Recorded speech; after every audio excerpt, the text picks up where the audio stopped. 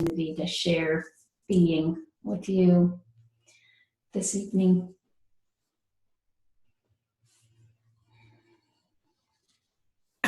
So we'll start with just looking at the time here and wanting to have the opportunity to give the presentation that Barnaby and I designed for the Science and Non-Duality Conference. We'll just start with a 15-minute sit, and then I'll move into the presentation so there's plenty of time for question and answer at the end.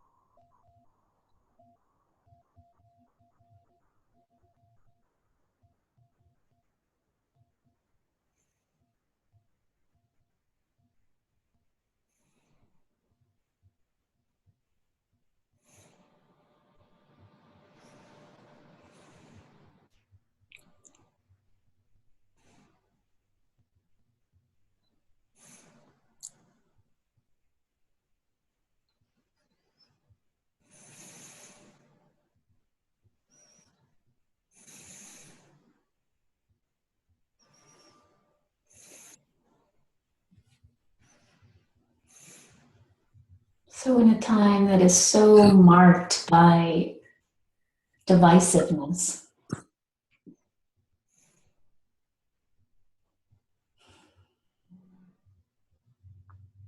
allow your attention to rest now in that which is beyond the divisiveness or before the divisiveness.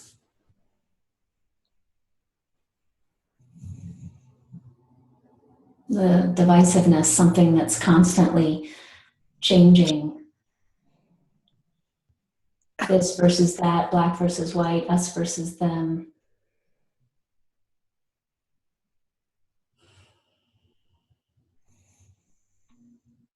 Allow the attention to rest now in that which is unchanging.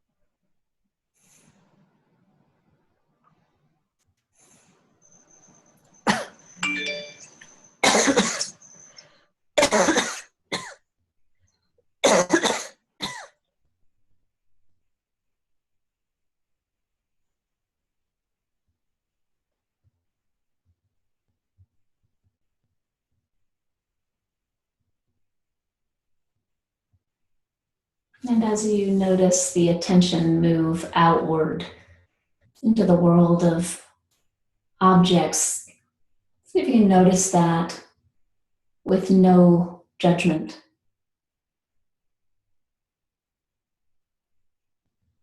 And then again, return to the experience of sinking the attention here and now. Sinking the attention into its source.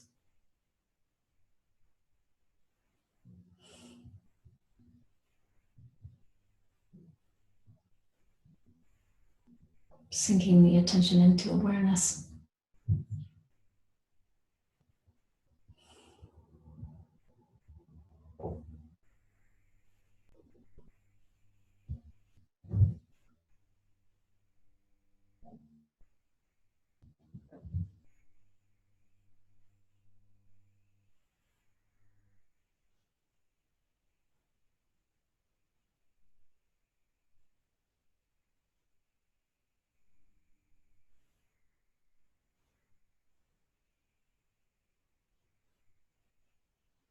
From the resting in this awareness, simply notice those subtle movements.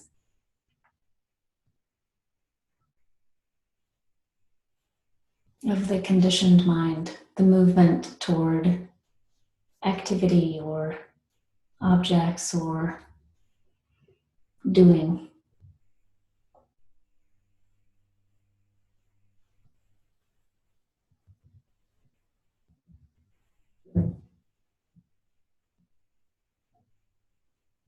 And again, without judgment, returning to resting.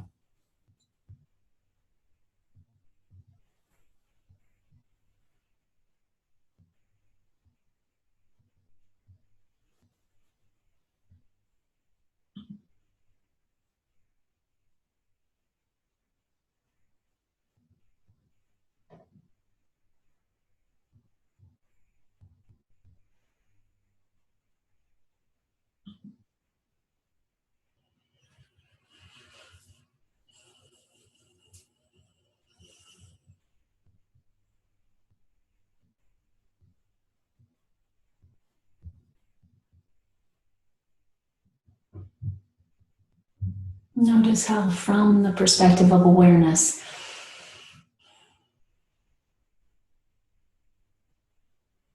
there's truly no problem with the movements of the mind and with the movements of our world.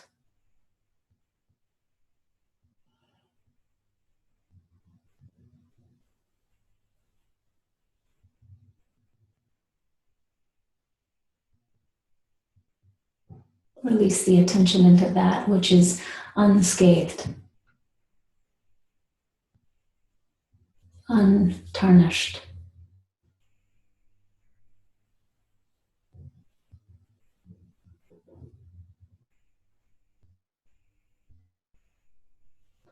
Undisturbed.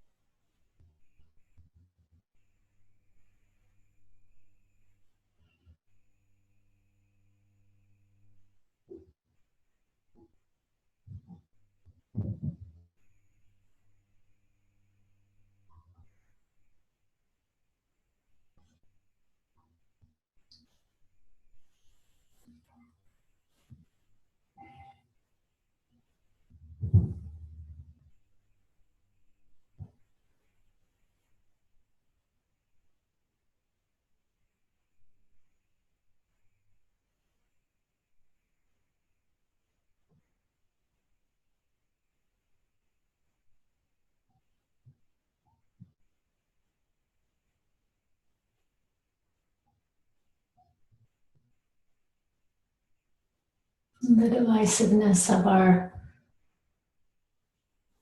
conditioned mind, the divisiveness of our world arises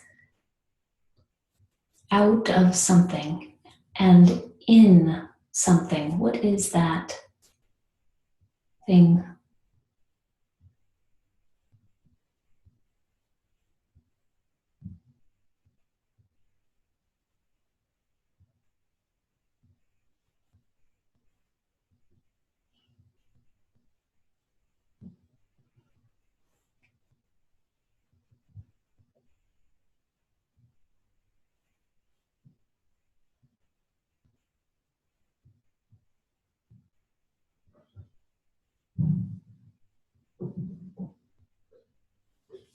Divisiveness is known by something. What is that thing that recognizes, that sees, that knows?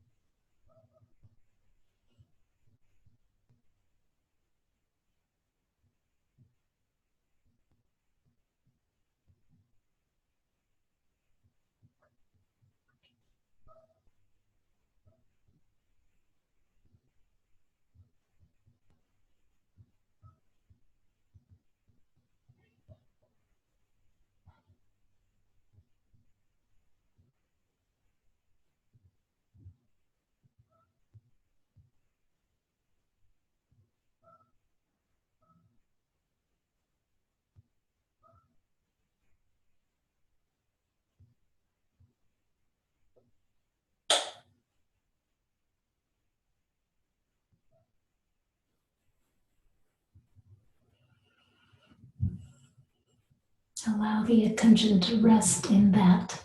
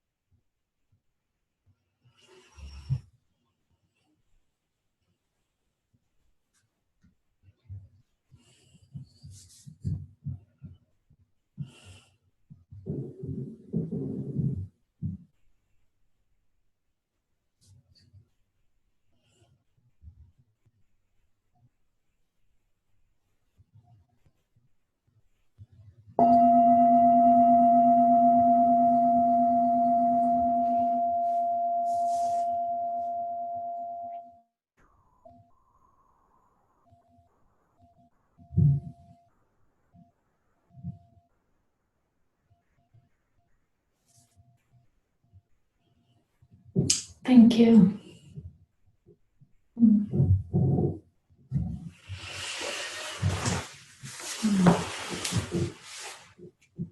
So I'm going to begin a PowerPoint presentation, and I want to give a special thanks to Barnaby Willett, who co-produced this little show. He gathered together these slides, and I have some technical things to do on this end, so we'll see how I do with it. First, I'm going to share my screen with you. And so now you're going to see my messy desktop. And then I'm going to open up this slideshow in a larger format for you. And I'd like to begin by acknowledging that if you're on this call, you certainly recognize the need for awakened beings who recognize who they authentically are, who we authentically are, who recognize true nature, and who can move through the world from that recognition. It's interesting to me that Barnaby and I put this slide in before yesterday, obviously. So, I really wanted to be able to point to the ways in which we're in this time of divisiveness. And I was very moved at the Science and Nonduality conference when Rupert was doing a presentation. And he spoke to the way in which it seemed like such a tragedy that during the debates, neither candidate paused to recognize their shared being. Even, he pointed out, through a simple handshake, through, a handshake being an opening for that recognition of shared being and connection. And now a slide like this, of course, seems even more poignant. Fortunately, I do agree with Martin Luther King when he stated that unarmed truth and unconditional love will have the final word in reality.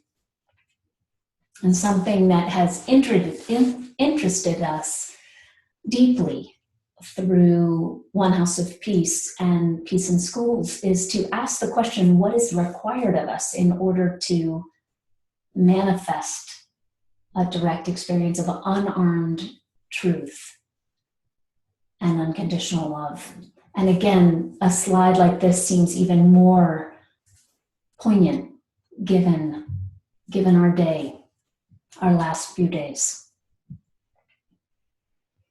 In this time of divisiveness, something that I have immense gratitude for is how blessed my life is. I spend, for example, since the election announcement, I've spent all my time speaking with adults as they process the experience, as well as young people. I had a private consultation with a 12-year-old girl yesterday who asked me what would be happening now that the election has occurred. She asked me if it was my opinion that she would be less welcome in this country because she wasn't a boy. And it was a profound conversation. What I appreciate about my line of work is every day I am in direct communication with people who wish to see out of the ignorance that I'm speaking of, the ignorance of the ignoring of the reality of things, the divisiveness that I'm speaking of tonight arises out of that ignorance. And every day I see people longing to transcend that ignorance and truly desiring to live from the heart. So briefly, I'd like to invite you back into a meditative state of sorts. We'll just do a brief guided imagery in which I'll invite you to turn your attention, if you would. You might wish to close your eyes, but you don't have to. Turn your attention, if you would, to a time of struggle in your own life.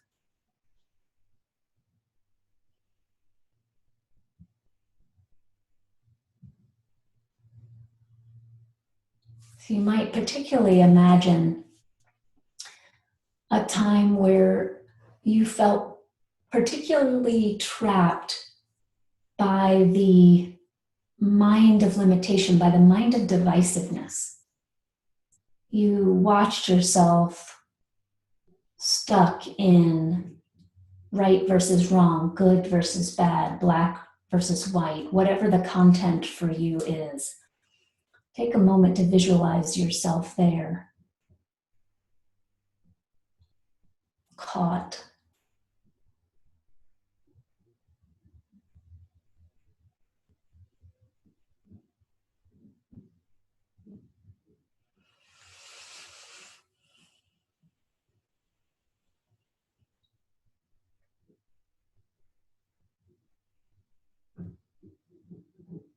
And notice how it feels to be in your body when you're caught in this way.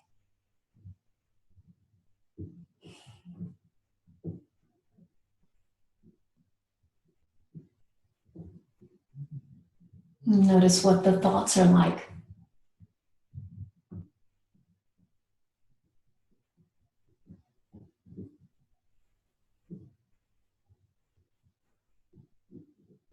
What's the energy in your body like?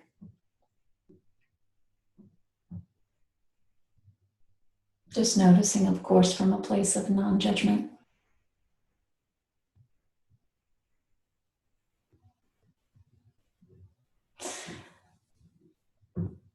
And then I invite you to consider a moment in your life in which you saw yourself step outside of that conditioned rut of being caught in the mind of divisiveness.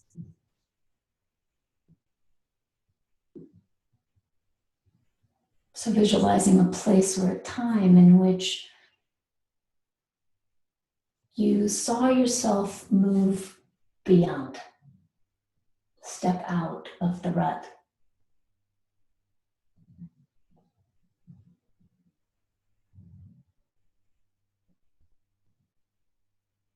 And simply notice what was required of you in order to do that.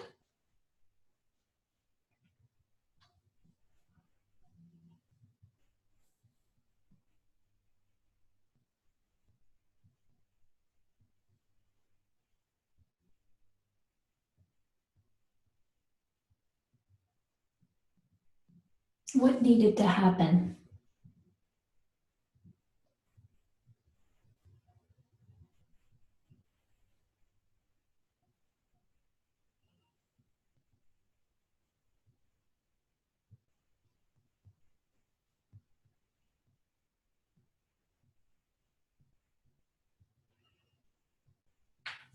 Albert Einstein talks about insanity as doing the same thing over and over and over and expecting different results. So what in this example in your own life, what did you tap into that allowed you to not repeat the same pattern again and again? Or at least allowed you to see another possibility in that particular moment.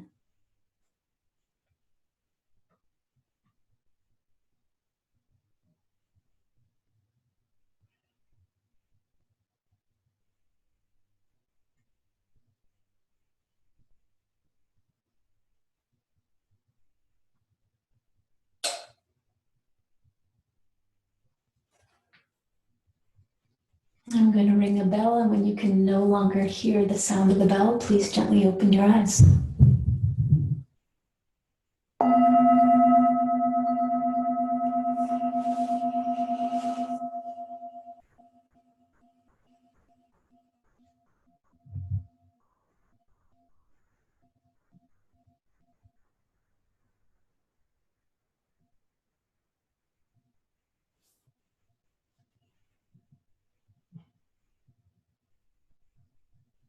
Thank you. Before I move on to the next slide, I'd love to hear from anyone on this call what you noticed about what was required of you to step out of whatever conditioned rut you might have visualized. Anyone willing to share what they noticed?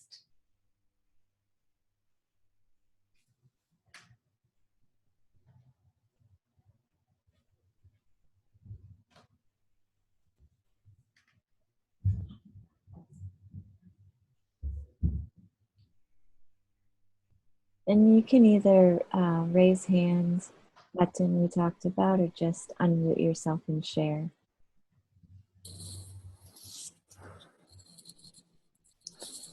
Hi, this is Barnaby, and I think the moment of struggle was a place of constriction, and moving from that to it's like remembering a larger perspective. Mm-hmm. So the remembering the larger perspective is what allowed you to move out of the constriction. Yeah. Yeah, beautiful. Thank you. Thanks for sharing that. Jeffrey?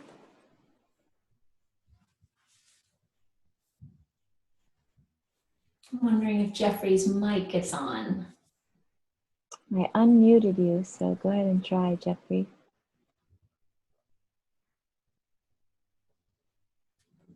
Oh, Jeffrey's mic isn't working.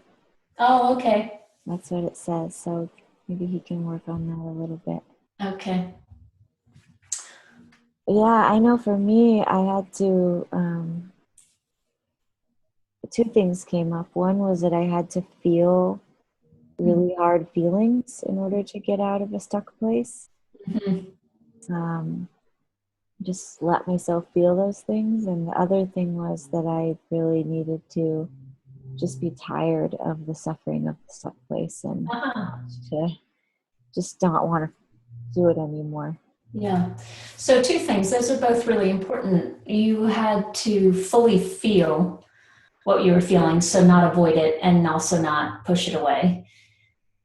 And you also had to tap into the desire to not suffer anymore, to not feel the repercussion of doing that same thing again that doesn't lead to freedom. Yeah, exactly. Yeah, thank you. I have Dee here. Great. Hi, Dee. Hi.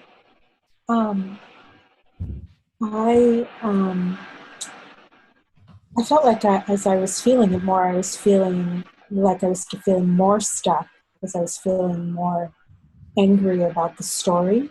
Mm-hmm. So a little bit more like Barnaby, I had to get in touch with the part of me that was beyond my own emotion and beyond my own body-mind in order to step out of it. Yeah. Yeah.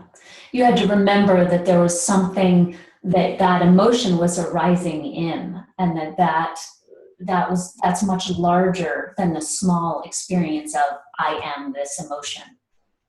Yeah, because in the emotion, I couldn't get out of my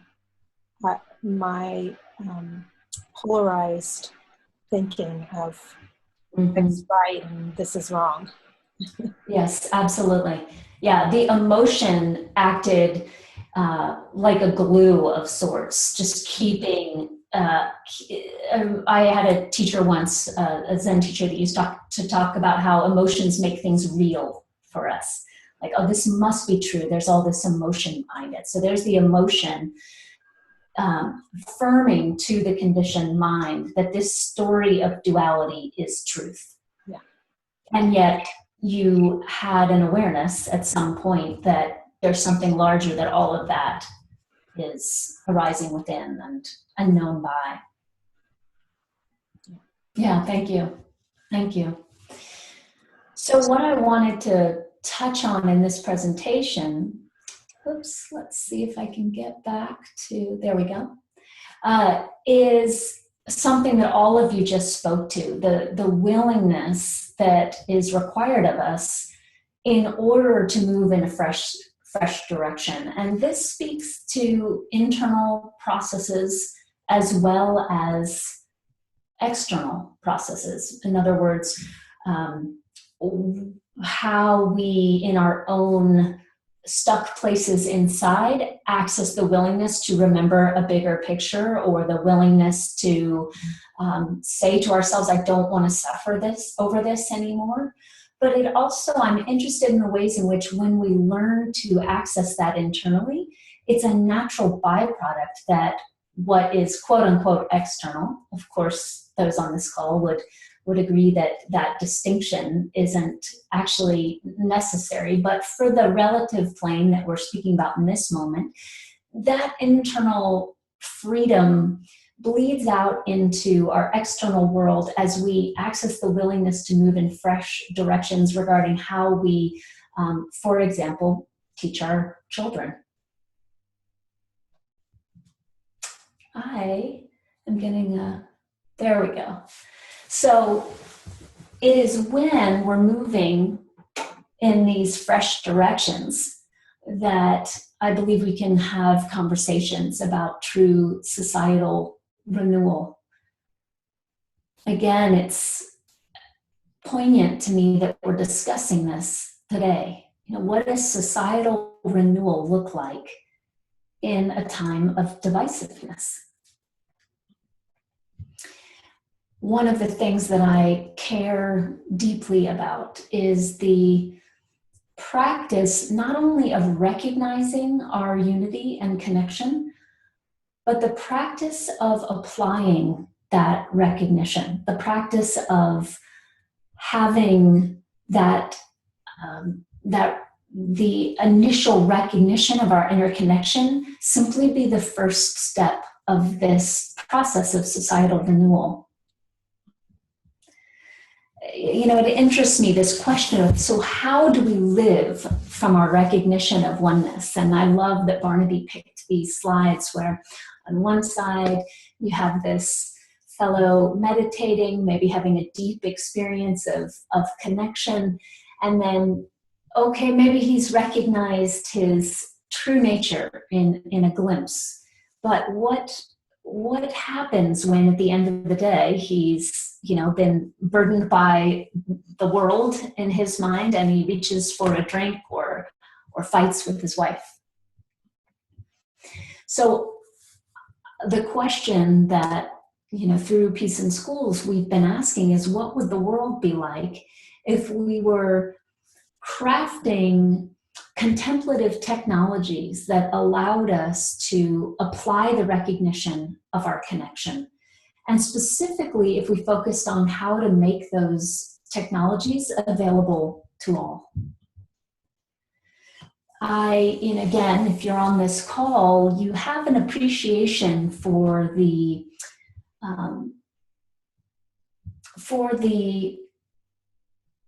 profound experience of what it means to be able to see the illusory nature of duality, of the illusory nature of a subject-object relationship with life.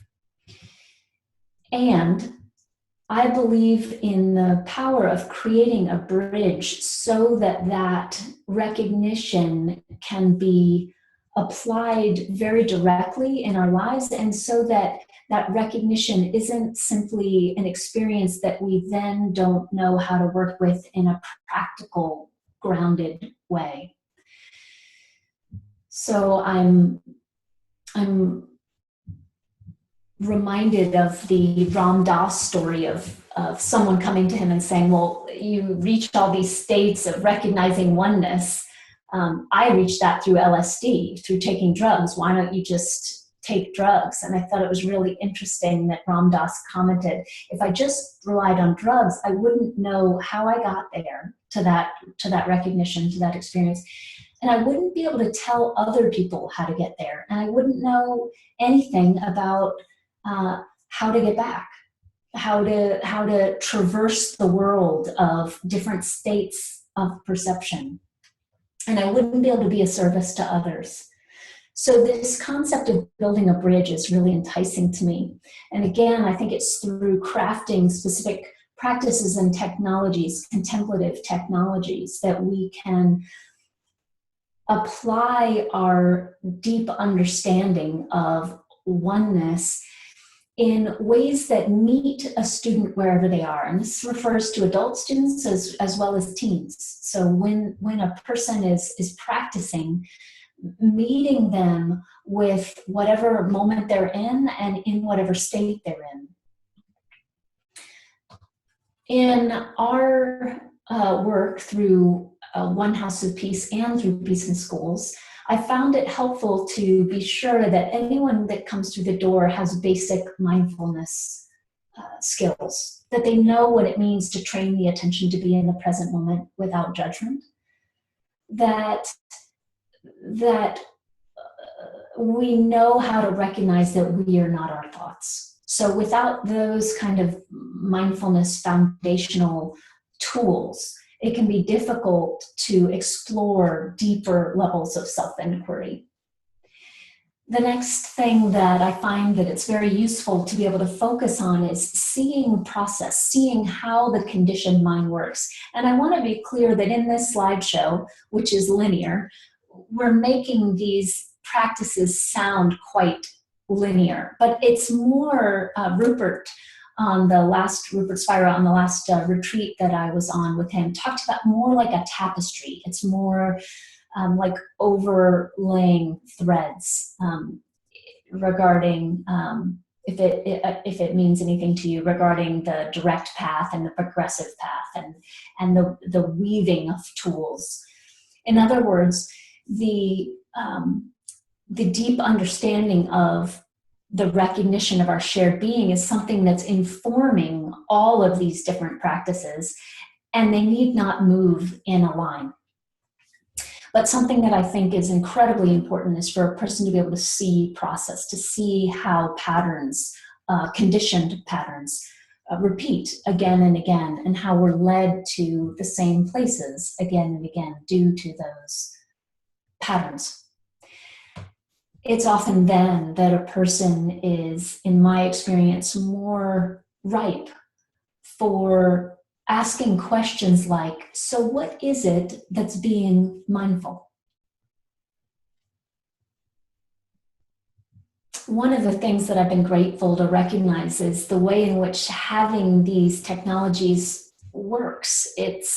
It's important, I think, for a person to, in a moment of deep frustration, be able to rely on a tool, even though we're all, again, on this call, likely aware that the tools are simply forms and creations. And in the end, I like to remember what my first Zen teacher pointed out about the way in which it's only the ego that suffers. But having these tools, when we are identified with the mind of limitation, can be incredibly useful for assisting us in moving beyond the limitation. And I believe deeply that it is a breach in the recognition of our shared being not to make such contemplative technologies available to all. You know, we live in a world where most people who have the opportunity to explore awareness practice in a deep way are coming from a place of great privilege. And I'm very interested in what it means for those practices, the sharing of such awareness to not be limited in the ways that historically it has been, at least in this time and in this country. So I invite you to just imagine what your life would be like if you had had such contemplative technologies not only available to you when you were a teenager, maybe a wise mentor that lived near you, but actually taught within a 4-credit elective class in your public high school. Imagine that if every teenager had access to practices of self-inquiry. Again, not just one practice. Something I love about the work we do is we come at awareness through every window that we can find and create to come through. So one teenager might deeply resonate with body scans and learning how to experience their body in a deeper way, body meditations. Another teenager might be completely enlivened by recognizing that there are many different aspects of the personality and none of them are deep reflections of who they authentically are. Imagine if every high school student were given the opportunity to recognize themselves as awareness and then move through the world from that recognition. Again, my passion in this and our passion and for all those involved with Peace in Schools is the passion of this being available, accessible to all, in particular because there is no such thing as a person that doesn't have access to awareness. We're all arising in the same open, vast field and space of awareness. So to have our world reflect that fundamental and foundational truth by being sure that tools to recognize that awareness are offered to all just seems sane to me, sane and kind. So imagine if teens learn to speak the language of unconditional love. And I want to acknowledge in this moment, I'd like to play a 2-3-minute video from our organization. And I want to acknowledge this is going to be quite clunky because I'm not a techie, but I'm going to minimize that. And then I'm going to open up a video here. So I'm going to move this over and then I'm going to move up our video. And then I need to plug in speakers, so bear with me.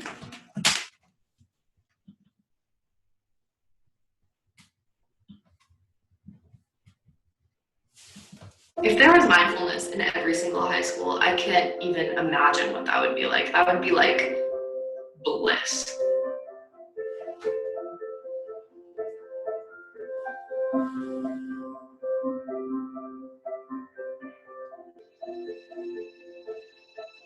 Peace and love. That's what this world needs. Like everyone needs to like be loving and peaceful and caring. Like no matter like what you look like what your skin color is, like what your like size is. Like I feel like the world would be so much better off.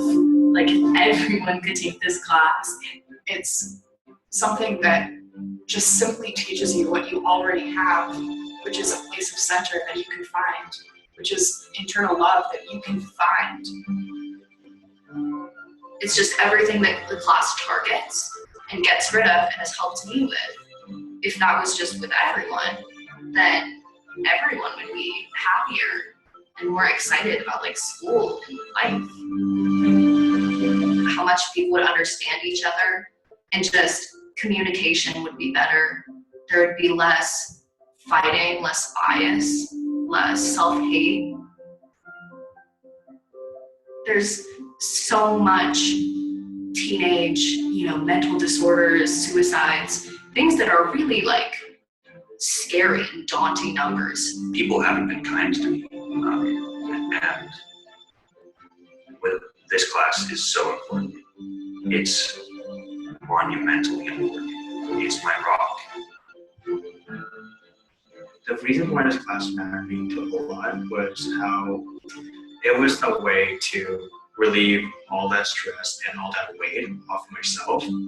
I was diagnosed on the autism spectrum disorder, which is also called ASD. And we're encountering a situation where it turns out there was, okay, I think I can do this. I think I can do this.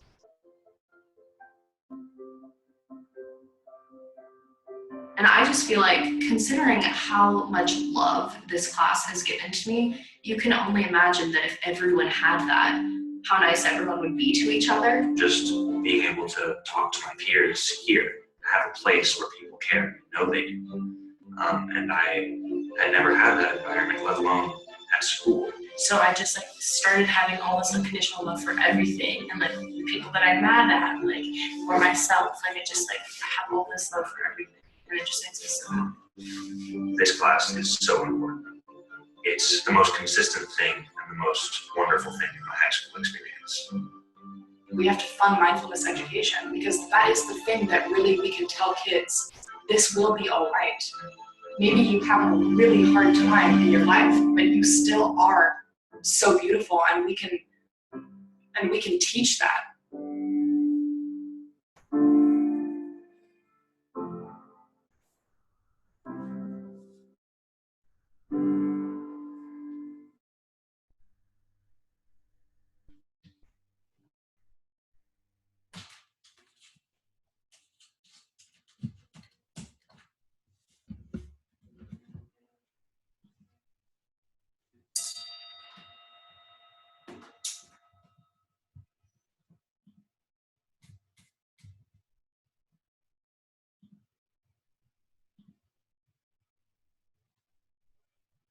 So I'm just curious, as I get back to the slide we were on, and I'm just curious, what did you notice with that video?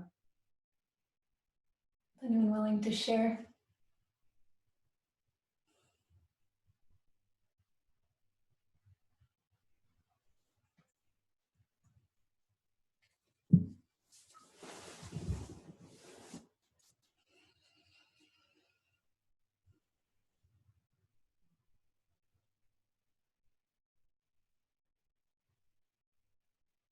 I think for me, Caverly, it was just the openness of the teens and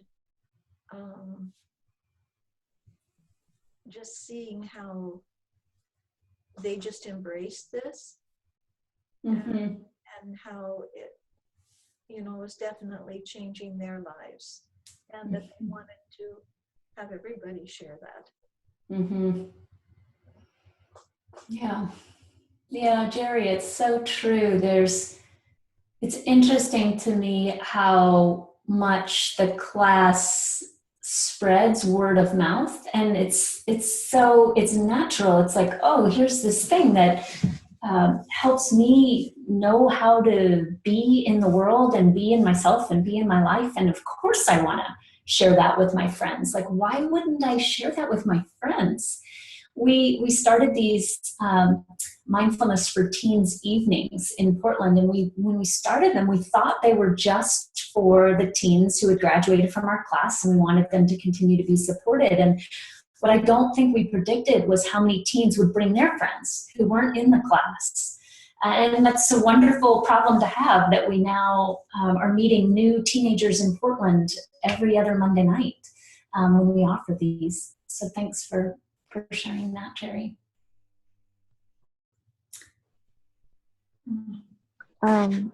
Yes. Barnaby's raising his hand. Oh, great. Barnaby. What did you notice, Barnaby? Well, since some of them were my teens, well,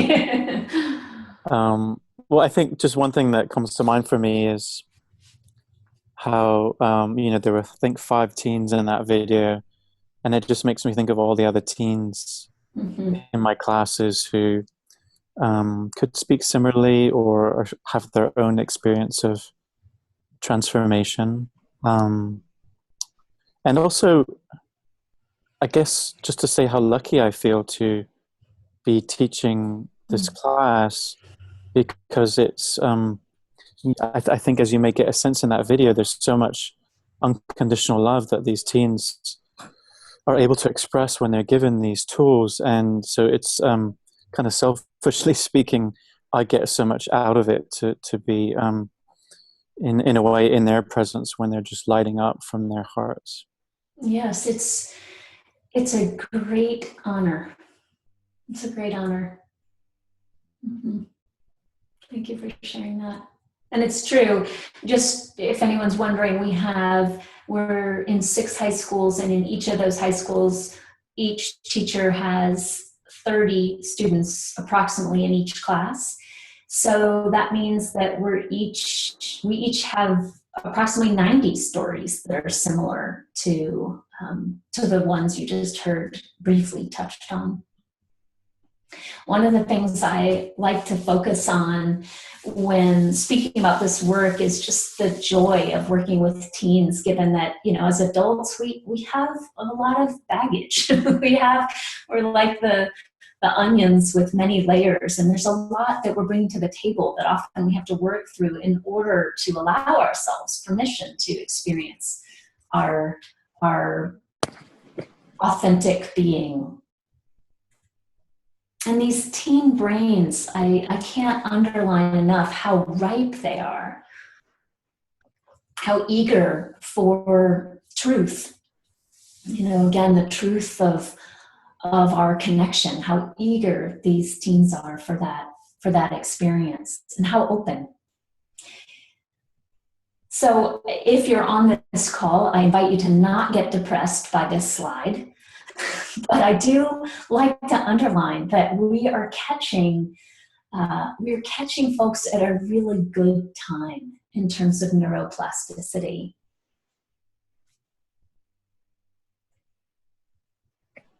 I appreciate this quote.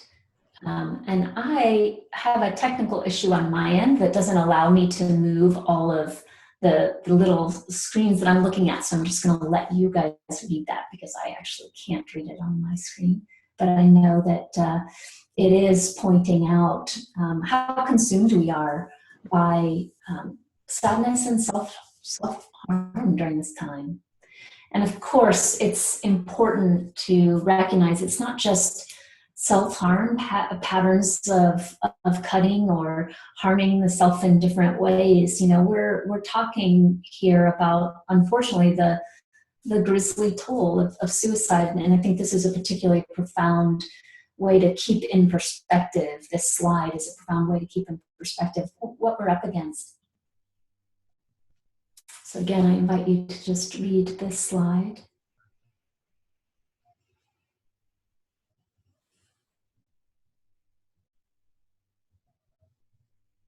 One of the things that has been surprising to me about this work is how much of a secret, in a sense, this epidemic of suicides is in our school systems. Understandably so, parents don't really want to be very vocal about it in many cases, but I certainly walked into the school system without realizing what an epidemic it actually was. In one school that we entered, over 30 teens in our initial meeting with the principal were reported to be on active suicide watch. We're extremely lucky that at Wilson High School we met a very proactive principal. I think one of the real pioneers in education, because he was able to see the importance of not continuing to simply put out fires regarding this epidemic. He wanted to find out how can we provide tools of wellness. And it didn't hurt that he was someone who was just really open to me saying, I know how. And so we had a really good connection, and he asked me to teach an after-school program that I was teaching to more students. And I said, the only way that's going to be possible is if this is a class that's during the school day. And I acknowledge that's actually not something that's been done in the country before, but I think it's worth a leap of faith because you'll be guaranteed to reach the soccer players or the kids who have to work after school and can't come to this little after school class I'm doing. So he agreed to let us use the wrestling room. This was after he said, why don't you forecast your class in the gym? If you get 20, 25 kids that sign up for your class, I'll give you a little class somewhere in the school day. And he and we organizationally were deeply surprised when we forecasted the class. Jerry and Ron were there, and Barnaby was there in the original forecast, the demos of the class. And we had over 300 teens sign up to say that they wanted to have the experience. So Brian Chittard, the principal at Wilson High School, let us rip apart the wrestling room. Students did drawings for what they imagined the walls might look like in a mindful studies classroom.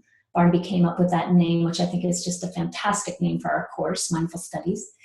And we began painting over the summer and put in a cork floor, ordered some mats and cushions, and there you have the first classroom's finished product.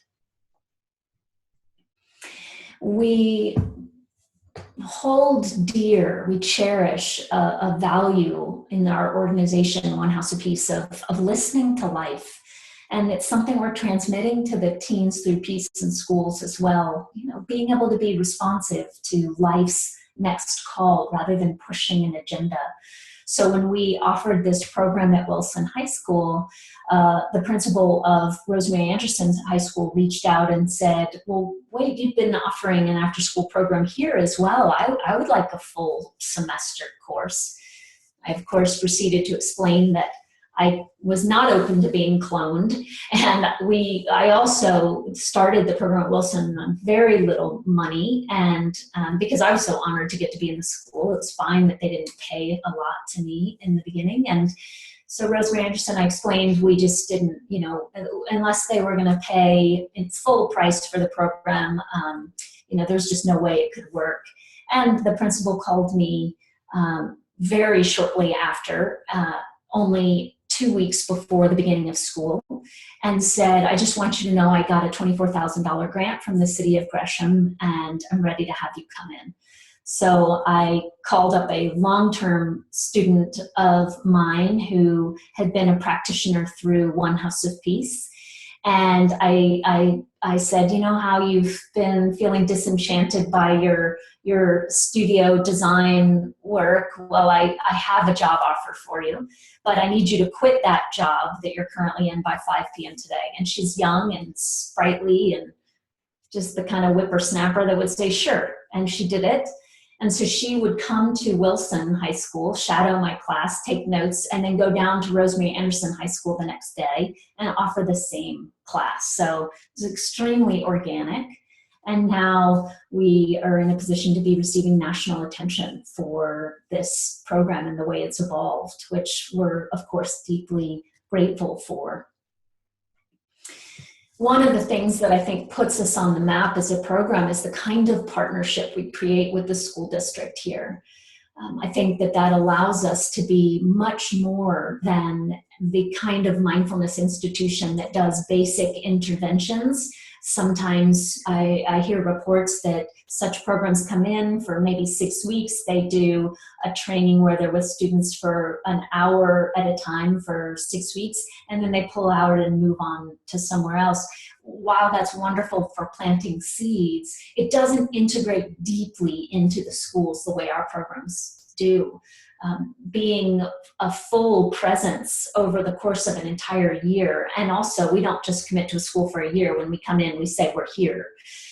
And that kind of integration really allows us to be the eyes and ears for the counselors. It allows us to be deeply woven into the fabric of how the school is evolving.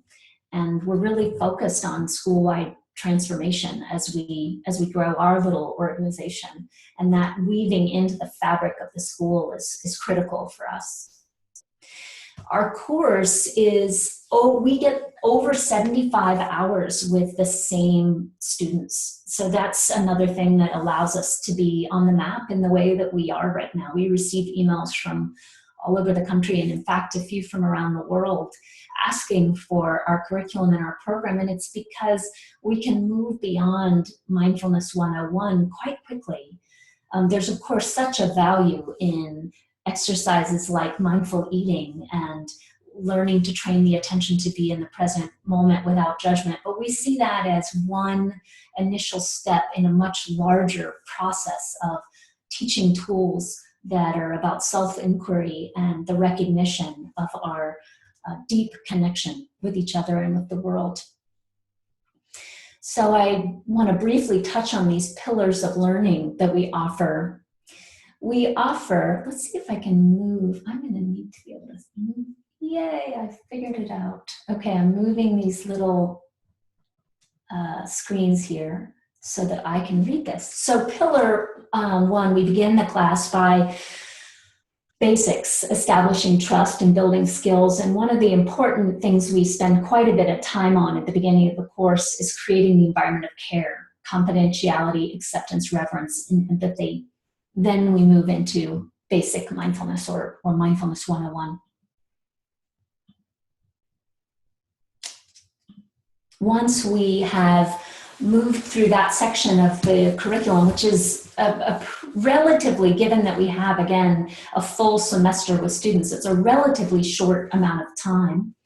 And then we move into these deeper pillars of mindfulness practice or awareness practice. This is where we depart from the mindfulness 101 curriculums that most people are accustomed to.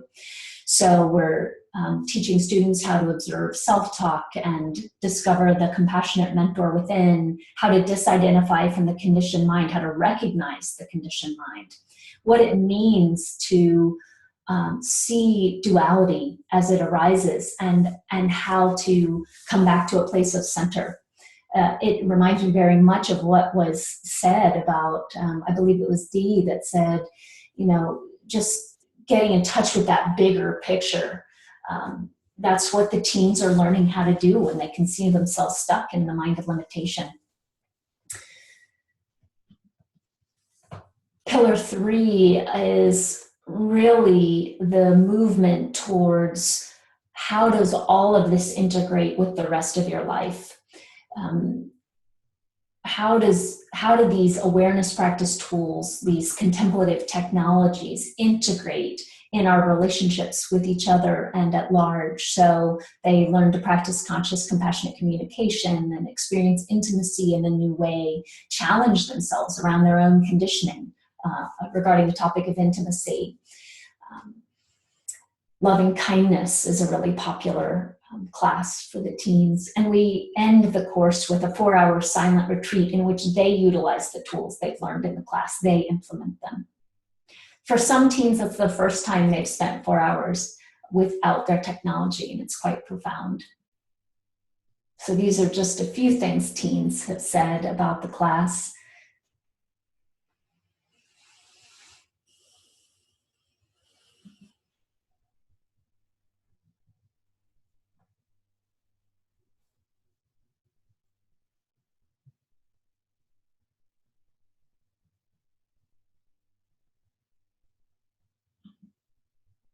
This one's particularly striking to me. This semester, my great-grandma and my grandma died, a friend committed suicide, my parents got divorced, and my mom got breast cancer.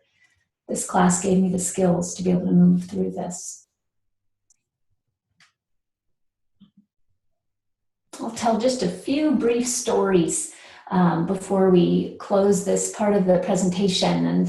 And one story I wanted to share with you is that we have a student that I'm going to call Gabby. Gabby was in a school field trip and a rock climbing gym and fell and had a very severe traumatic brain injury. For quite a while, almost a full year, she was so traumatized by the experience that she had to sleep in between her parents at night, and she didn't go to school, and she became somewhat dysfunctional. She integrated into our teen nights, and those experiences were the first time that she was able to leave her parents' side. And then from the safety of being integrated into the teen nights, joined my class at Wilson High School just as a way to come back into a high school setting. So she would slip in the back door, come to my class, and leave out the back door.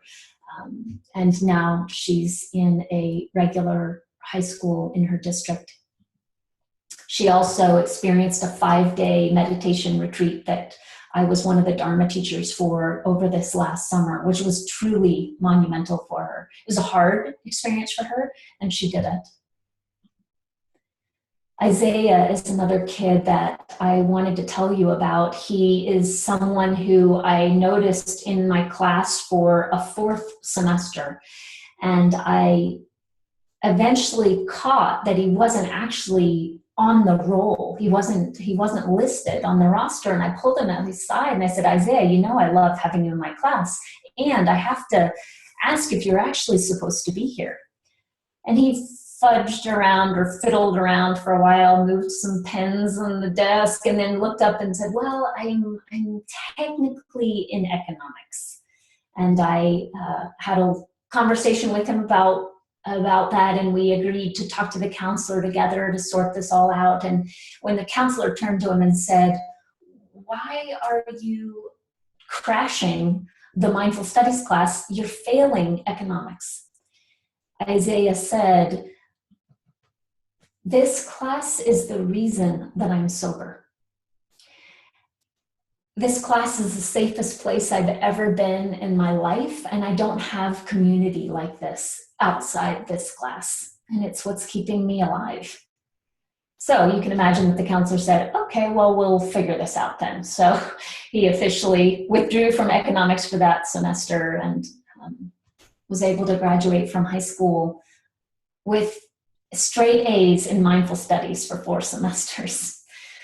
Last story I'll share with you is about Monica. Monica, early in the semester, I noticed razor blade cuts all the way up both legs while we were in the mindful movement portion of the class. When I pulled her aside to talk to her about it, she didn't want to talk about it. You know, our relationship was new.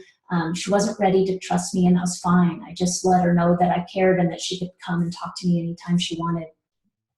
By about mid-semester, unprompted, in one of our lightning rounds, every class period we have an opportunity for each voice to be heard and for everybody to share. And in one of the lightning rounds, she said, "I just want everybody to know that I have this history of cutting. Some of you may have noticed, but I wanted to announce it because I'm finally ready not only to own it and to say that it's been a problem in my past, but because of this class, I know how I stopped doing that behavior. And I haven't cut again since the beginning of this class. And I want to be an advocate for other teens who might struggle with this." And again, what's profound about this is it was completely unprompted. I didn't ask her to be an advocate. I didn't say, "How might you share this practice with other people?" This is what I mean by applying the recognition of our oneness. You know, from the openness of her own heart, she saw that she could be of service. I really feel like our curriculum excels in one particular place, and that's learning how to move from the mind of isolation to the reality and the open heart world of unconditional love. And it's not done in an airy-fairy, woo-woo kind of way. It's done with grounded and practical tools that can be applied and used again and again in moments of stuckness. And these are tools that open one to experiences that really colonize the warped distortion of the mind of separation and the mind of isolation. Such that mind can't grip and hold in the way that it's habituated to. One of the things that's so striking to me is that though we care very much about being able to conduct a conclusive and extensive research project, which I'll allow Barnaby to say something about during the question and answers if anyone's interested in that. Though we care about that, it's interesting to us that no principal has ever asked for it. Principals want to know, will this address the mental well-being of my population? Will this help me with these teen suicides? Will this help help teens have tools so that they can be proactive about their own well-being? So the principal over at Lincoln High School said that the mindful studies classes have been life-changing and life-sustaining. Brian Chittard calls our program the next evolution in education. And of course, we get to ride on the coattails of all the research that is already out there about the efficacy of mindfulness. I mean, the studies are going up each year. And we're very grateful to be in conversation with Dr. Christina Bethel, and she works at Johns Hopkins and has made a terrific connection with Barnaby. And again, Barnaby is our research expert and could answer questions about that in a moment. one of the things that struck me that she said is that our well-being individually and as a society depends on mindfulness. So we're in 6 high schools today in Portland. We're creating a national model for mindfulness in education. Our intention is to be district-wide in 2018. We've never knocked on a high school door and offered a brochure. We actually don't even have a brochure. We have only been responding to the need.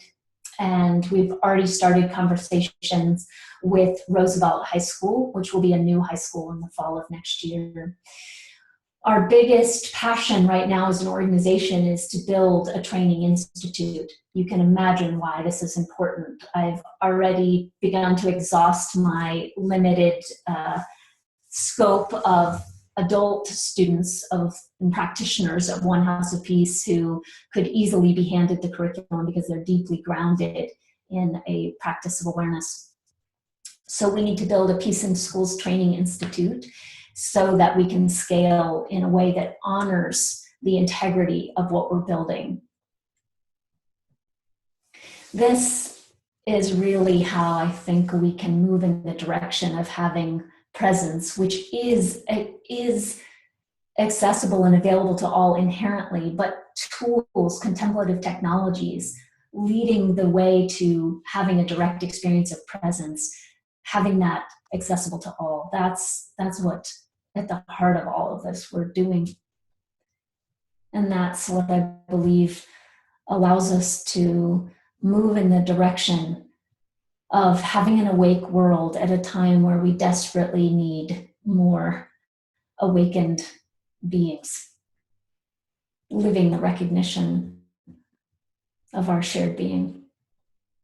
Of course, I like to admit at this point I would be remiss if I didn't speak to the way in which we are eagerly cultivating those who wish to invest in this vision. So if you or loved ones, or if you have connections to foundations, we're supported by the generosity of others as a nonprofit. The school district pays about half of our costs for the programs that we offer, and we fundraise, apply for grants, and receive support from family foundations and individual donors aside from that Portland Public School District support. I want to end by acknowledging that this division that we've been speaking about really can be healed through love. And I don't say that from a theoretical stance. I say that based in the direct experience of seeing it happen every day.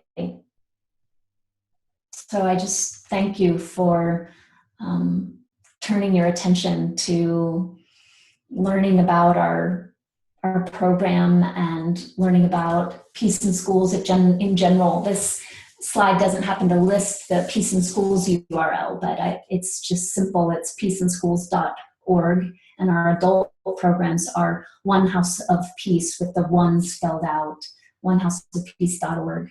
So I invite you, actually, if you go to caverlymorgan.com, it does lead you to either of those sites I just remembered. So I just invite you to check out those sites. And if you're, again, interested in our adult programs, we do have a winter retreat coming up that I'd love to have you learn more about if that interests you. So that's on the One House of Peace website.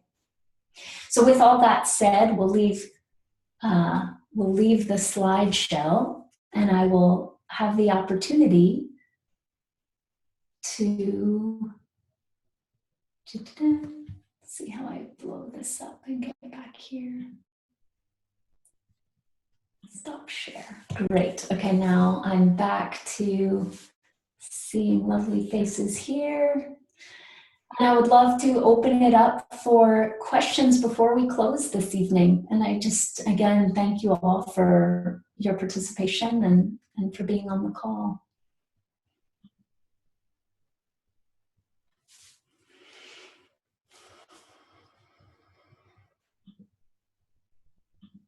Go ahead, Dee. Okay. Well, first of all, it's just fantastic. I just think it's wonderful what you're doing. And my question is, if you had any problems with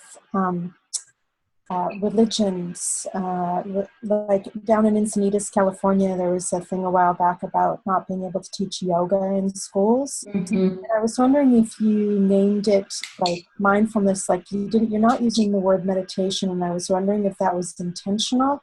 And also in the class, if you're able to talk, say Buddhism or Zen, or if you're being really careful to call it a contemplative technology, so that you're separating it in a sense from anything that can be perceived of as religion.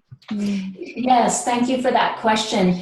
The good news in our case is we're actually not in a position where we're always trying to figure out how to cover up that we're actually Buddhist or trying to pull the wool over anybody's eyes. What we are creating truly is available to a Christian student, an atheist, a Muslim, a Buddhist, and that's really important to us. In terms of this theme of being accessible to all, we're constantly refining our language so that our language is universal.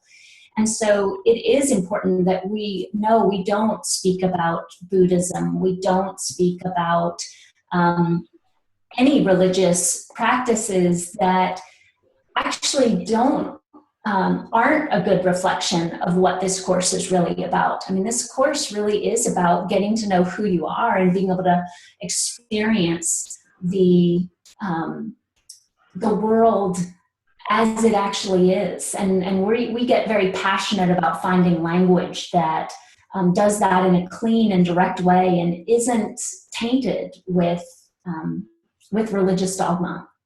And I invite Barnaby to jump in too if there's anything else to add. But did you have something else about that, Dee? Yeah, well, I just wondered, like with loving kindness, like, is it okay for you to say that the inspiration comes from spiritual tradition, and then you might also find inspiration from other religions? Is it okay for you to do that, or even with that, do you try to keep that at a minimum?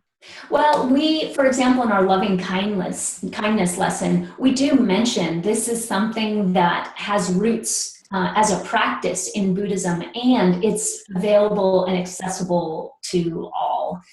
But the loving kindness lesson is actually one of the few lessons that is so directly rooted in a Buddhist tradition. We do so many things that actually aren't rooted in that way. Mm-hmm. Thank you.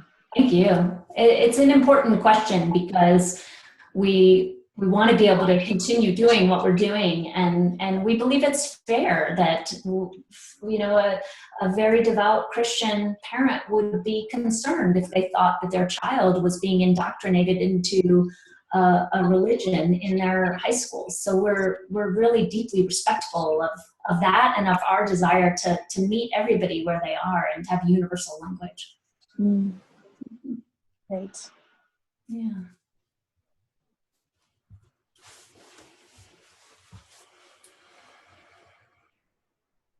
Sarah, are you talking now? Yeah, Okay. I muted instead of unmuted. In the presentation, it was mentioned like straight A's in mindfulness studies, and that brought up for me this question of if it's an accredited class, what is that like? Do you have to grade it? Do they get grades, and how do you go about that process? Yeah, Barnaby, do you want to speak to our grading? Yeah, we're very rigorous in critiquing how well our students are being mindful. If their attention wanders, we give them a lower grade. Yeah, it's really primarily based on participation. So first of all, just showing up, being present, because it's a very community-based class. And a lot of the transformation is happening because students are going through this together in a peer setting, and so the way they show up for each other is really important. we call as Caverly touched on, the space we create together as a community, the environment of care. So honoring the environment of care is just one of the ways we, in a way, like give points by participation. So we get so much buy-in, and kids are internally motivated to support that environment. But if someone like continually were to bring a cell phone on the mat, they might get a point off. But we try and really have an approach of not being punitive about this stuff, but just having conversations and bringing consciousness to any kind of disruption to the environment of care. So everything just becomes an opportunity for mindful practice. It's really about participation is the core of grading. Is there anything you'd add to that, Caverly? I think just that, and participation looks a specific way in our context. If a student shows up and they're having a hard day, participation doesn't mean, well, abandon your experience and force yourself to do yoga. Participation means you're listening to yourself, you're showing up for yourself with presence, and you might be in child's pose for 15 minutes. You get full participation points that day. Yeah. The school systems and the principal have let you decide what your own grading system is for it. There's not something external that's demanding something of you. We do have to follow a school structure. So, we have points, and those points are tracked, but the school systems have allowed us to come up with how those points are tracked and what it is that we're tracking. Awesome. So we got to be the ones that said, okay, 25% of the grade is going to be what you write about your 4-hour private retreat, that final project. And again, with that project, if you write a whole paper about how difficult it was to be with yourself for 4 hours, then you get full credit because you were bringing awareness to that experience of difficulty. It's brilliant. Yeah. Yeah. Awesome.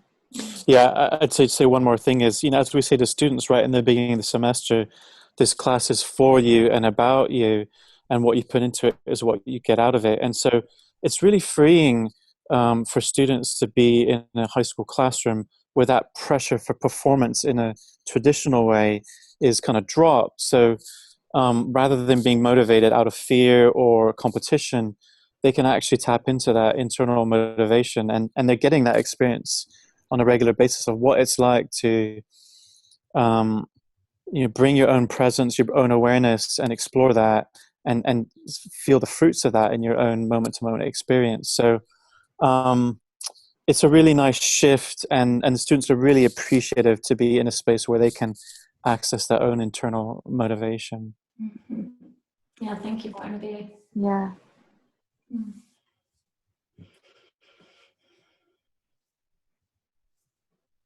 I have another question, but I think we'll see if anyone else on the call has one first.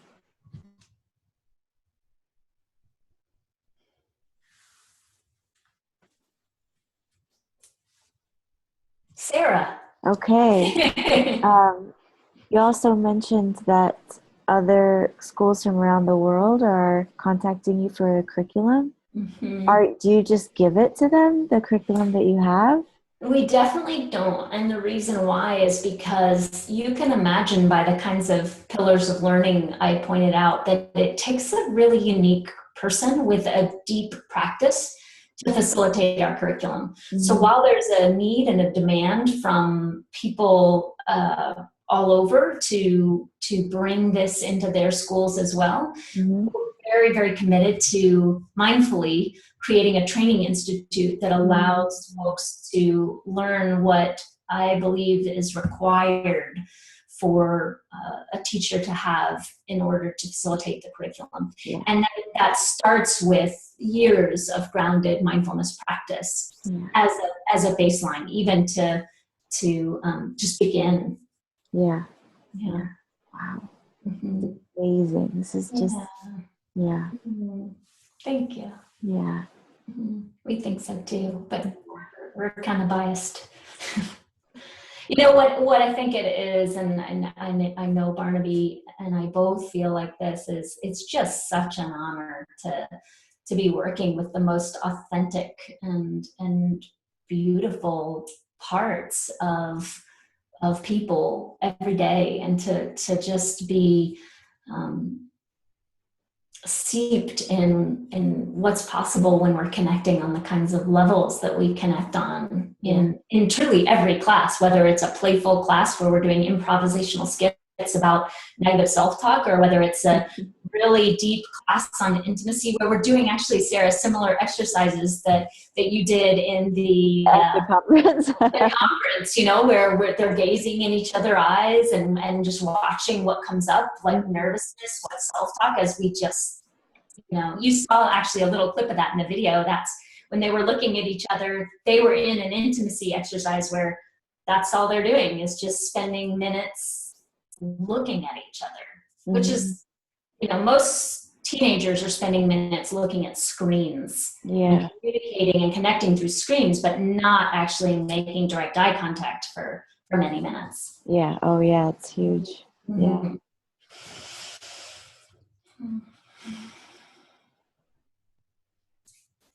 Well, I think, let's see, I'm looking at our time, and we have a little more time, and I won't hold us longer than we need to be here. So if anyone else would like to comment or ask a question, now would be a great time. Yeah. Dee, you had your hand raised. I think I'll. Hold 1 second. Something came on my screen. I just wondered how long the classes are, and if you kind of, like you were talking about doing some exercises. So I was wondering if, like, within a certain time period, if they're doing lots of different kinds of things where they're really only spending a certain portion in mindfulness and then a certain portion in, I mean, obviously they're not able to just do like a 1 hour sit, right? I just was curious if you could talk a little bit about The structure. what the structure's like, and then also, is it like an hour class twice a week, or? Yeah. Do you want to speak to that, Barnaby? I'm happy to, but you're here. Would you like to? Sure, and you can finish off for me. Okay. High schools around the country are all going to have different schedules, whether on AB schedules or block schedules, or I don't know all these names, but Portland Public Schools is on an AB schedule, so classes meet every other day, and they're quite long classes, usually 90 minutes in length, sometimes a little shorter, 75 minutes in length. So we really have two prime sections of the class. The first is the movement section, so students have a chance to really get into their bodies. You might imagine coming from math or chemistry, it's a lot of just headiness going on, and so the movement section allows the students to get grounded, get in touch with their bodies, their breath, and then we move into the longer mindfulness portion of the class. And we really define mindfulness in multiple ways. So it's both the formal sitting meditation practice, relational mindfulness, and just the different thematic mindfulness lessons we have in each class, which are different from day to day. And those may involve guided imageries, they may involve communications exercises. I'll leave Caverly to speak a little bit more about that. But we really see the whole container of the class itself as being a mindful space that is really held from start to finish. But what it looked like from moment to moment is going to shift. And I think that's really important to give some creativity, vitality, and just presenting teaching in different pedagogical modes. Pedagogical modes. Over to you, Caverly.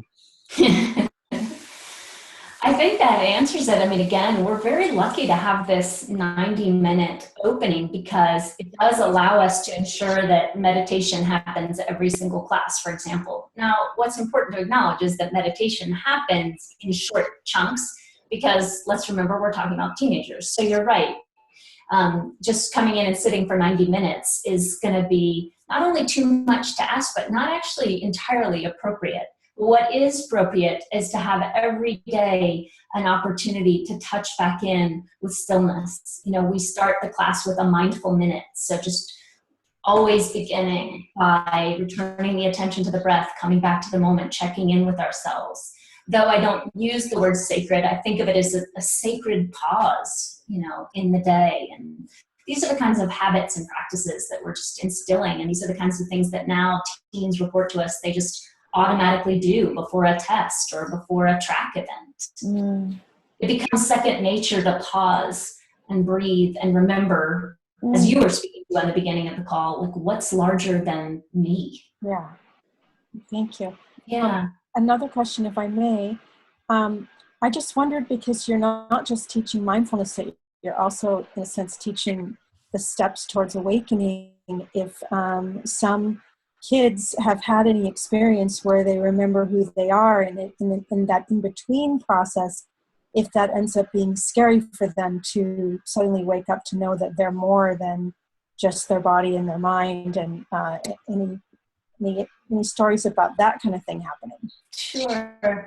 I'd be interested to hear your response to this, Barnaby, but in my time teaching this course so far, and you can imagine I've worked with a lot of teenagers at this point, I've actually only had one teen who, on her 4-hour private retreat, which I was, we brought teens to a place called Still Meadow Retreat Center. So we were in the woods in these cottages, and I was available to the teens. So if, they went out for a walk in the woods and if something arose, they could come back and process the experience with me if they needed to, or have a point person.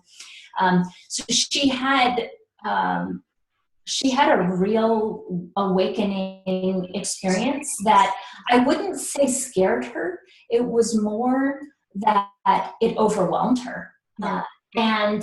And so there were a lot of tears, and it was a very stirring experience for her. But there's a deep resiliency in teens that is so different than the average adult. The average adult has an experience and then so quickly goes to the head and wants to know what this means and how to repeat it and what to do with this and what is my life in comparison to that. And the teenage brain is not limited by those same patterns of what does this mean about me yet, in my experience. So there's just a different resiliency and incorporation of expansive experiences, and even a different willingness to find that to be enlivening and exciting, and then to more fully be committed to move in the direction of learning about what that is. Okay, great. That's beautiful. Thank you. Barnaby, is there anything you'd add to that? Yeah, a couple of things. I think one is that I think it's just so embedded in our curriculum and our approach is it's like a heart and compassion-centered orientation. And I think because the mindfulness is also happening in a community setting, people aren't practicing in isolation. That and we're also not presenting any kind of models or paradigms for having some kind of transcendent experience. This is very much about coming to touch with yourself in the moment. And I think there's something actually beautiful in the way these teens are exploring these contemplative practices, that it's very much about an integration with the world, and not what maybe I've noticed in myself or in others who have gone down contemplative paths, is getting stuck in the head or trying to find some experience or some kind of state to get away from the suffering. And I think the way we're just exploring with teens is very down to earth, very integrative, and I've not had the experience of teens having like scary experiences. I really find that they're taking these tools as skills that are going to last a lifetime, that just really increase their resiliency in the face of any kind of stress, anxiety, or whatever might be difficult emotionally in other aspects of their life. But I don't see the class or the content as being a source of disintegration for them. Well said. Thank you, Barnaby. Thank you.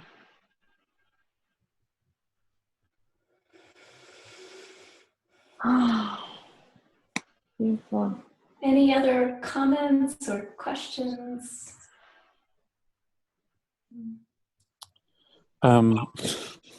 It's raise your hand to stop me from talking if you've got one. But I think one thing that's just so exciting is that these teens take this class and then they share it with their friends.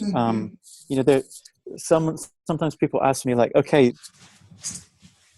students take the class, do they do anything with it outside of school? Do they even remember it? And I sat down once with a conversation with a couple of my students in the library for 90 minutes, and I asked them that same question. So once you're out of this class, do you actually think about mindfulness? And they just kind of laughed at me because the notion that they wouldn't think about it was absurd to them.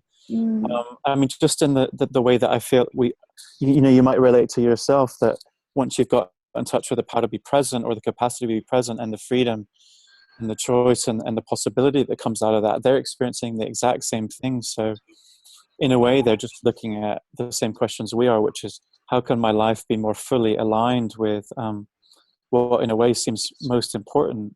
And because they're realizing that value of connection versus isolation, and they want to share this with their friends. And so I think one thing that we find so beautiful is just imagining what are the ripple effects in people's peer groups, in their families, in their schools, in the course of the decades of their lifetimes ahead, for being able to know what it's like to be grounded, to come back to center, and to in a way be free of identification with the limited mind of thought, which for many teens is what they've been. It's almost like the only thing they've known in a way. Is that limited thought framework. And one of the things I'm sure you can relate to this, Caverly, is, you know, it's 6 weeks into our curriculum, there's this moment where so many teens realize, wow, like, I'm not my thoughts. And isn't that like such a freeing thing to realize I'm not these thoughts, which for so long have told me there's something wrong with me. I don't look the right way. I'm not the right way. I'm not constrained by all the many ways in which thought can like define us in ways which aren't who we really are. Indeed. Something that has really moved me about the evolution of this program is that when it started, I really didn't know how it would transfer to other school settings, having different facilitators.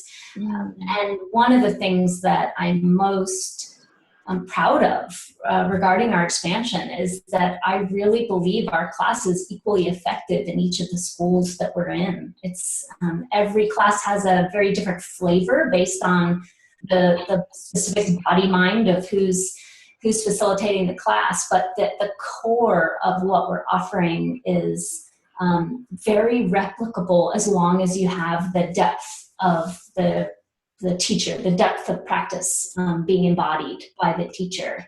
And that's exciting to see. Yeah. So all of Barnaby's students come out of the class with a really awesome accent. And I actually knew that Barnaby had reached a new level of icon popularity when he came to visit my school, and one of the, actually didn't get announced when you were there, Barnaby, you visited and then you left, but I had a student come to me later and she was so excited because she had gotten a new dog, and I asked her to tell me about this dog, and she showed me a picture of a really cute little beagle puppy. And I just was oohing and ahhing all over it. It was her first dog. And I said, so what did you name this beautiful, sweet puppy? And she said, Barnaby Willett. Like I knew he had reached, you know, like just a new level of. That's a status right there. That's a status. That's true. That's being a hero. That's huge. So. Wow. Thank you. Thank you, Caverly, so much. Thank you, everybody that was here. I know we had about 4 or 5 others that left early, but to everyone that's still here, thank you. Yes, thank you. Really grateful to share practice space with you. Thank you, Diane. Thank you, Kevin. Thanks, Diane. Yeah. And Nancy and Janice and Jeffrey. I know you guys were there, down there. Thank you for joining us. And yeah, visit all the websites. Check out Center for Nondual Awareness, nondualcenter.org. And if if you do know folks that are connected to foundations, or you want to assist us with creating this training institute, please do direct people to donating. Specifically right now, we are directing folks to the Give Guide. Barnaby, do you want to say just a little bit about that Give Guide? I will, yeah. One of the weekly papers in Portland, the Willamette Week, they do an annual beautiful project where they invite nonprofits to apply to be featured in the Give Guide. So we applied and were accepted. So you can go online if you Google Give Guide, and you can donate to a nonprofit of your choice. And we are also really grateful for some generous supporters who've offered a $20,000 matching donation for everyone who gives to us through this campaign. This is going to run through the end of the year. And I also want to do a shout out to Janice, who's on this call, because not only did we have the honor to be part of the Give Guide, Janice was one of 5 nonprofit staff under the age of 35 to receive the Skidmore Prize, and out of all these nonprofits. So she was honored in a ceremony recently, which we all attended. And there's a video you can check out on the Give Guide website of Janice in your classroom, along with the other recipients. If you feel like spreading the word on social media, we'll be mentioning this on our social media too. So when you notice that, feel free to share it with friends who might want to support our cause and really, I think, change the world in a beautiful way. Also shout out to our research advisor, Gia, who I've been in conversation with, and she's a doctoral student at Johns Hopkins, and she is very steeped in research, has a specialty in applied research on adolescence, and sees what we're doing and has validated in what from a research perspective that we're doing something really new and remarkable. So we're going to work on getting an evidence base so that can help expand this work to others and inspire others to expand this work, because the scientists who really see the need for transforming building skills of resilience in the face of so much trauma in our youth recognize that what we're doing is really remarkable. And thanks to those people for supporting us too. Yay! All right, I'm unmuting Thank you everybody. all. Thank you so much. Good to see you again. Oh, whoops. Sorry, Caverly. No, thank you. I'm just saying thank you all. I really appreciate being here tonight. Thank you. Thank you, Caverly, so much. We'll keep doing more of this and supporting Caverly and lots of other people. So watch out for our emails. Yeah. All right. All right. Good night, everybody. Good night. Good night. Bye. Bye. See you guys. I love to wait till everybody leaves slowly.